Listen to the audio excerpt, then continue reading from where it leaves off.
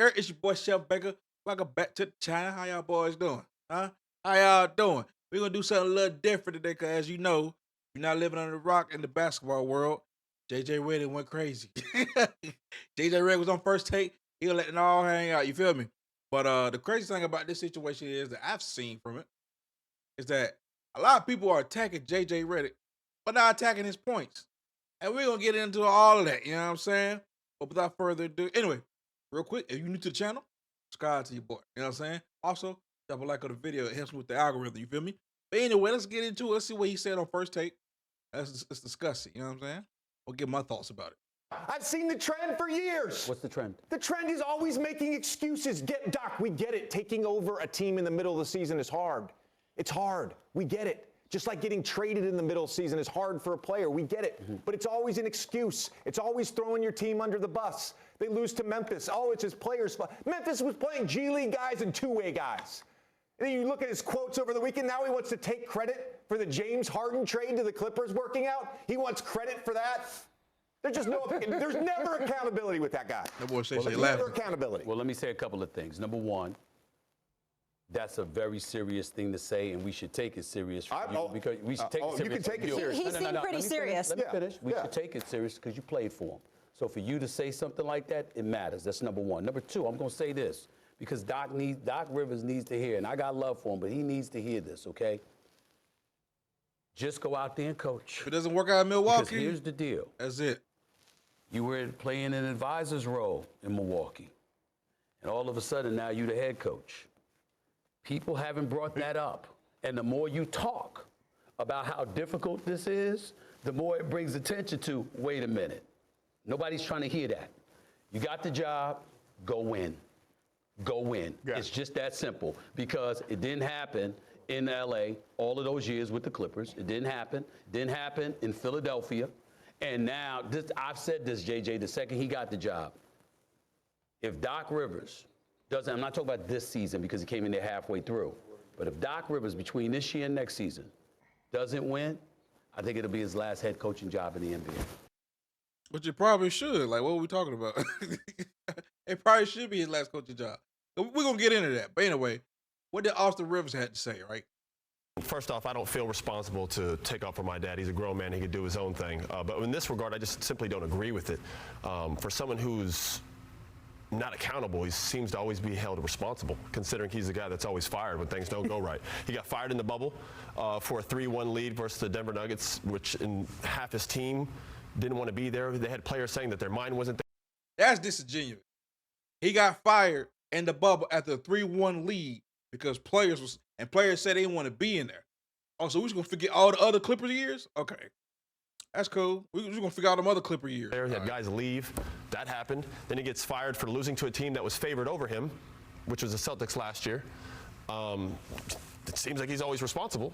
It's strange coming from JJ. And I have some love for JJ. You're my dookie. You know that. You're my bro. I love you. Dookie sounds crazy. It's just your best years were with the Clippers. I don't think he saved Were your they? career. I appreciate you, Pat. But I No, don't he think ain't saved his career. this just seems a little bit weird. They're 3-7. Dame has missed most of those games. Middleton's missed a lot of those games. They haven't even had their full team yet. We'll see what happens. The pressure is there. They do have to perform. But in terms of accountability, like, what are we doing here? Your best years in the NBA were when you played for him in the Clippers. Let's not forget that.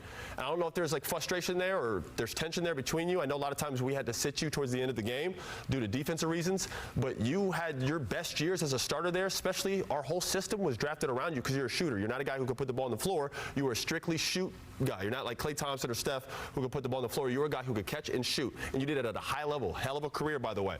Big fan.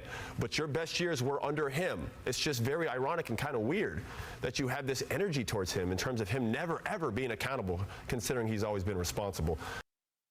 All right, bro, we're going to get down to the nitty gritty. First of all, he talked about some in the Clippers. In the Clippers, they was in the bubble. They blew a 3-1 lead. He got held responsible because he got fired. No, you got held responsible because they was tired of that shit. Like, what we talking about? Like, right here. Doc Rivers has blown 7 playoff series with a lead of 3-1 or 3-2. He blown 7 of them, right? Some of those was with the damn Clippers. Like, what Doc Rivers at? Right here, I got it all right here.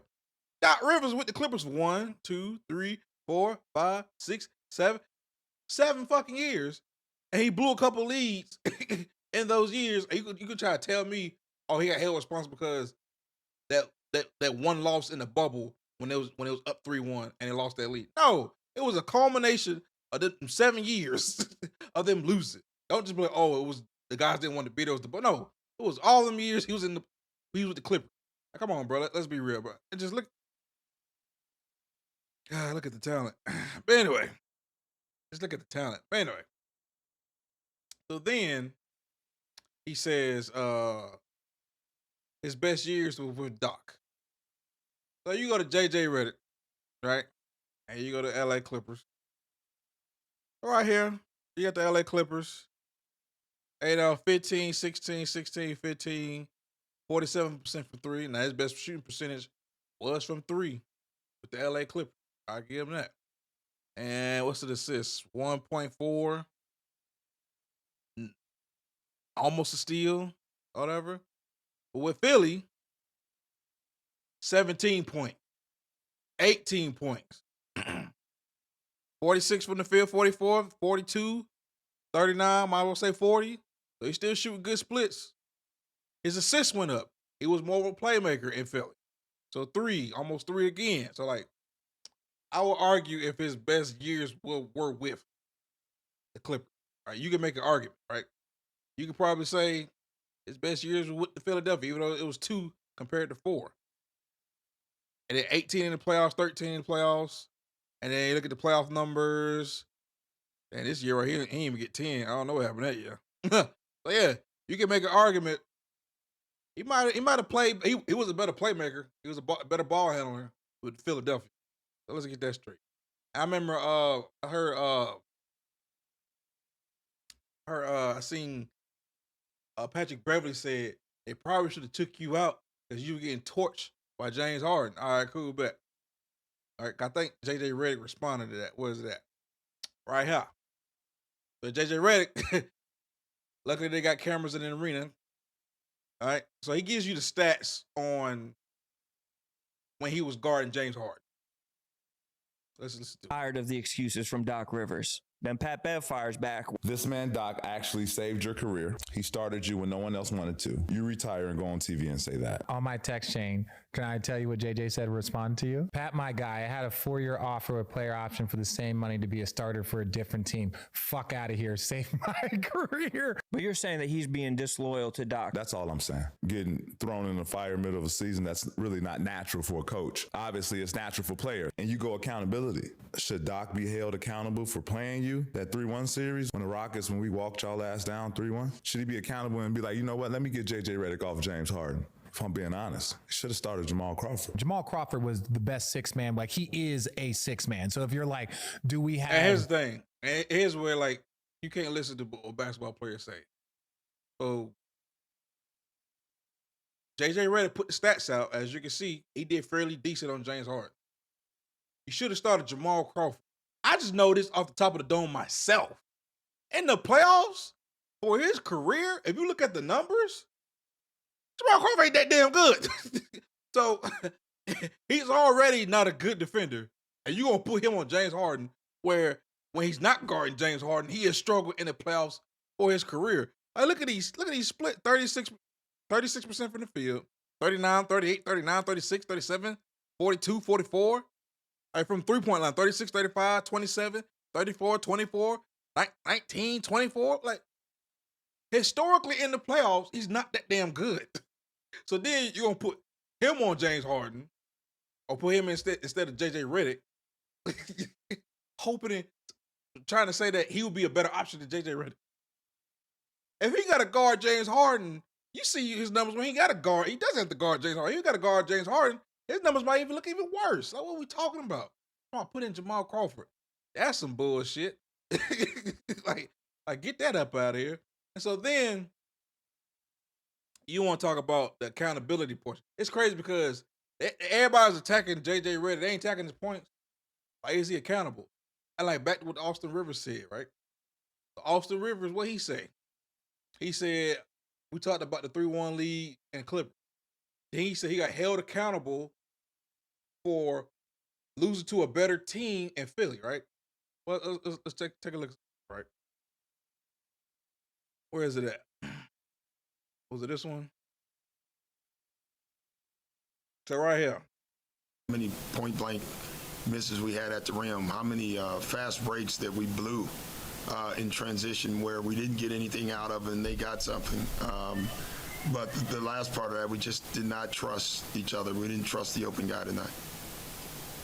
This is what he's saying. How much do you think that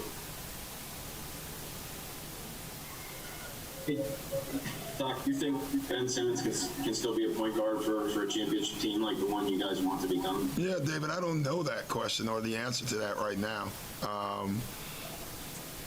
So I don't know the answer to that. That's what you say, bro. That's what you say. And then after that, Ben Simmons don't want to play for your ass, right?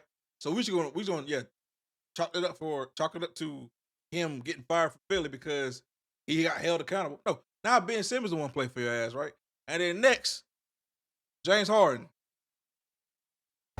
When you got here, you said that one of the reasons you wanted to come, if I'm not mistaken, was Doc. How has your relationship been with Doc, and would you like to see him back? Our relationship is okay. And then it comes to find out that James Harden was the reason why Doc got fired. So 2 of your star players didn't want you. And you talking about something, and Austin Rivers talking about he got held responsible. No, he was the bad coach. The fuck? That's all that was. He was the bad coach. Look at his game 7 record, 6-10. I don't understand why dude keep getting jobs. My bro was just a bad coach. You go to Philly, you said what you say about one of the star players. He don't want to play for you. And then you get another star player, James Harden, and then he don't want to play for you. So you gonna tell me that's being held responsible? No, that's being a bad coach. Get him up out of here. What are we talking about? And then Patrick Beverly got the audacity to say, "Oh, he saved your career." You want to talk about saving careers? I got you saving careers. Look at this.